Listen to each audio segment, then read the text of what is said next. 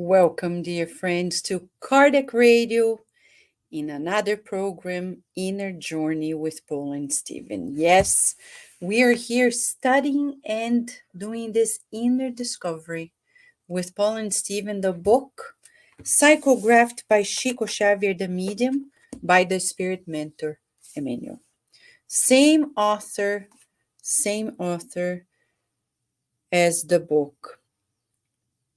2,000 years ago, 50 years later, Renunciation, Hail Christ, Paul and Stephen. It's not only about the story of Paul of Tarsus, but about the call of the Christ to you and I. When we are traveling in this book, in time, we are verifying ourselves. You remember that Saul of Tarsus, the doctor of the law, in Jerusalem, discovered the Master on the road to Damascus. And after being blind, then healed by Ananias, he finally, he was able to encounter his mentor Gamaliel in the desert and then made friends. Aquila and Prisca, weavers. He became a weaver. Humbling himself for 3 years, he decides to go back to Damascus. He walks on foot. And in chapter 3, about struggle and humiliation in part 2, Emmanuel says that the journey went smoothly. He was in his solitude, but feeling invisible powers giving him consoling inspirations. Who were they? Yes, Emmanuel confirms he could not define that spiritual state, but the fact was that Stephen remained nearby as a loyal companion under Jesus' guidance from then on. Who were they? Stephen would follow him in spirit for 30 years, continually renewing Saul of Tarsus' strength as he carried out the redemptive task of the gospel. And Emmanuel says, in this way, Jesus willed for the first victim of Jerusalem to remain forever united to the first executioner of the converts to his doctrine of life and redemption. It's so common that the higher spirits, when they find themselves in the afterlife, they come back to help those who are here, who even persecuted them. The same happened to Abraham Lincoln. In the Spiritist magazine, we have in 2009 a whole issue dedicated to Abraham Lincoln. And there you're going to read a psychography brought by an American medium telling about the discarnation of Lincoln. And then as soon as he found himself in the spiritual realm, he came to the physical plane to guide the life of the very executioner, John Booth, who killed him. And then when Booth is killed, he comes to the spiritual realm. We're going to find for the next period of time, Lincoln guiding John Booth to the right pathway. What a beautiful, wonderful knowledge for us. Forgiveness, love of the enemies, proof of our next step, proof of our evolution. Saul of Tarsus, now guided by Stephen and Abigail, directly under the guidance of Jesus, goes back to Damascus. He sees Ananias. He sees the people in that circle, and he gets to know that the persecution just went widespread. He tries to talk to the people in the synagogue, and they are furious. They want to arrest him. But he's very intelligent. He knows the laws. He says, "You can't arrest me. Do you have a letter? Plus, I am not only doctor of the law, but I'm also a Roman citizen." And, well, he talks to everybody in a very eloquent way. People are spellbound by powerful and inexplicable magnetic forces. Saul looked intently at them one by one, revealing the strength of his powerful character. And then he finalizes by blessing everybody and leaving. When he left the synagogue, he saw Ananias, anxious for his caring advice, and Ananias said, "You better go away. How do you feel about living in a disguised way so you can leave the cities, because they're going to arrest you, they're going to kill you?" And then he did. He left overnight. 3 hours later, they came to see Ananias. They beated him up and asked him, "Where is he?" He says, "Saul must be with Jesus." So interesting that we're going to see that when Saul of Tarsus escaped, he was being supported by the very people that he persecuted before. What a turn of events. And this may happen in our lives. The people whom we hurt may later be the ones who will be helping us. So we need to watch out. He kept on running away. The journey was very difficult. He was traveling from Damascus to Jerusalem. How long does it take? On foot, 3 days nonstop. Driving, almost 5 hours.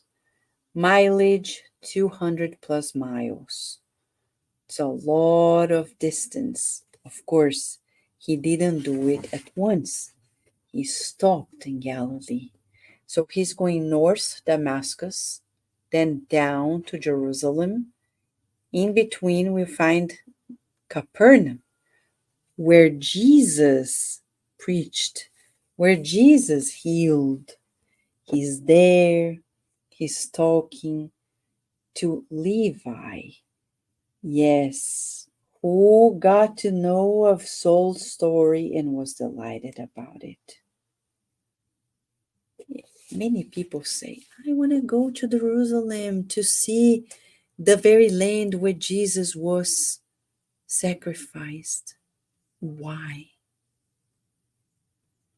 Don't you feel like going to the cities where he preached and healed, other than to the place where he was martyred?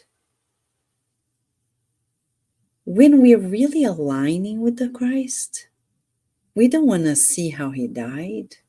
We want to see how he lived. And that's what Saul of Tarsus did.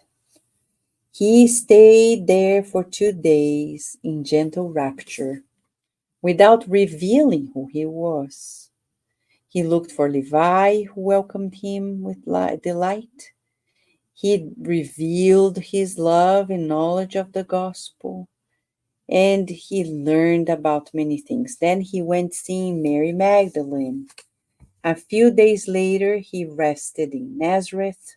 Saul was at the gates of the holy city of the Israelites, exhausted and fatigued.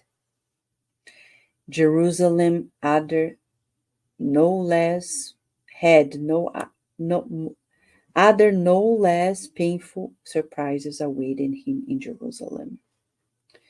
When he is there, he wants to see his sister, Delilah. People look at him and say, "Who are you?" They don't recognize the brother in him and shoo him away. Then he goes visit a friend, Alexander, who was a relative of Caiaphas and his colleague at the Sanhedrin. And in this dialogue, oh man, we get to know that people were slandering about Saul of Tarsus, saying that he went mad and sick. So then he asks about his family, and they say, well, your family, Jacob and Delilah, were ashamed of hearing the news from Syria and moved to Jerusalem, from Jerusalem to Cilicia. Your mother learned about your order of arrest, and she died in Tarsus. Your father, who educated you so carefully, expecting your mind to glean the highest honors of the Jewish people, spends his day downcast and unhappy. Tired of enduring the people's sarcasm in Jerusalem, your friends have become withdrawn and humiliated after having looked for you without success. Doesn't such a picture pain you? Wouldn't such heartache as this be enough for you to come to your senses? And then Alexander asks him, do you mean to persist in your error, Saul? And Saul of Tarsus says, I do not feel I am in error. I think there is a misunderstanding. I too am in a painful situation, but the Master will not withhold his aid. Ever since my childhood, I've tried to fulfill my duties without wavering. But if I must resort to the balance of my wealth in order to reach Jesus' light, I will renounce the esteem of the world itself. I tell you this. Would you do that? Would you? Would we? Would you do that? So there, in this first half of the chapter, we'll do the second half next week. We have two main highlights. When Saul of Tarsus says, I will renounce the esteem of the world itself. Would we do it? Often we don't. When people ask you, oh, is that a church that you go to? We say yes. No, it's not a church. A spiritist center is not a church. A spiritist center is a spiritist center, a spiritual center. But what is it? Well, come and see. Imagine if Chico Xavier said that the spiritist center was a church. It's not true. Are we helping the dissemination of the spiritist teachings by hiding about it? Yes, we're going to lose friends, maybe jobs, maybe fortune. Big deal. We have been there, done that so many lives. This life is all about the new. So, question for us as the first exercise. Can we renounce the esteem of the world to fulfill God's will? How many of us are constantly teased to do what the world does, or else? If you're in a party, oh, I have to drink, or else. Well, if people don't appreciate you because you don't drink, those people are mentally ill. Because people are not less because they don't drink. If they discriminate us Because we're not in the gossip mill, we bless them. We don't enter the gossip circle. So, can we renounce the esteem of the world? Well, Alexander tells Saul, "You are very disturbed. Only a madman could have acted this way." Well, Saul of Tarsus understands it's fruitless to talk to Alexander. 2 minutes later, he leaves. And now he thinks, where should I go? Well, to the house of the way, where Jesus' disciples are, Peter's house. And he says, whoa, I remember when I went back there with Zadok to listen to Stephen. How everything was now happening in reverse, says Emmanuel. The critic of yesterday had now returned to be criticized. The judge turned defendant's heart was immersed in singular anxieties. How would they receive him at the Church of the Way? Saul then stopped in the front of a humble house, and he saw Prochorus opening the door and asked for Peter. Prochorus went inside. Knowing that this was Saul of Tarsus, he was afraid. When James, the son of Alphaeus, heard about it, he was like, we can trust him. We cannot trust him at all. John said, I pray to Jesus for enlightenment. And Peter said, how can we know if he is true? Our proof lies only in him. But in my opinion, since we're not in charge of a legacy that does not belong to us personally, we must proceed with prudence. So they say, let's go back and tell him, go back, Prochorus, and say that he can come later.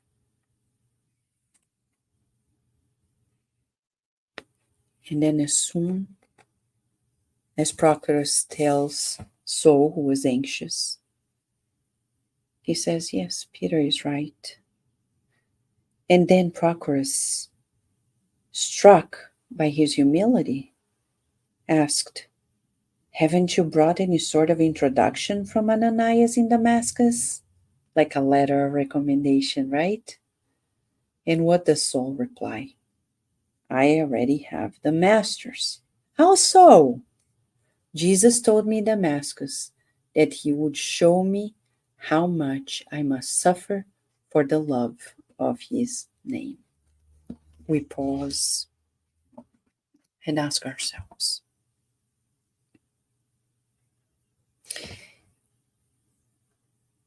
do we know that we are also being invited to this direction? To suffer in the name of a bigger cause. But people don't want it. They want things that are easy. They want to participate in good causes if it's convenient. But that's not true charity. True charity comes with a lot of effort, with order. So our homework today is twofolded. One, we're going to think ourselves, can I renounce the esteem of the world to fulfill God's will?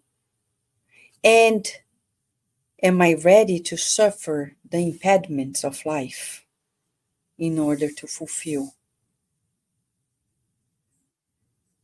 the plan of the Christ in my life? We're not talking about being spiritual workers, spiritist practitioners. We're talking about our daily lives. Parents, for example. People want to be parents, but they don't want to take care of their children. A babysitter will take care of their children. A caregiver at a daycare is going to take care of their children. Unfortunately, this is not the way we're going to renounce the esteem of the world. It's not the way in which we're going to suffer for the cause of love. And what do we mean by that? We mean that to truly love, we need to renounce. Today, the program talks about Saul of Tarsus, struggling but renouncing the old man inside of him to become anew. We cannot become anew if we keep on cherishing the old. So you and I today have exercises to be done. When we come back next week, we're going to see Saul of Tarsus coming back and meeting with the disciples. And then we'll see other lessons, how he proceeded from thereafter. People usually read the Bible and think that the day he decided to follow the Christ, things just unfolded. Not quite. He had to advocate for his new cause, the cause of love, the cause of the Christ. If you have any question or comment, feel free to write here in the platform that you're watching this, or at cardiacradio@gmail.com. For now, we wish you many blessings, and until next week with another inner journey with Paul and Stephen.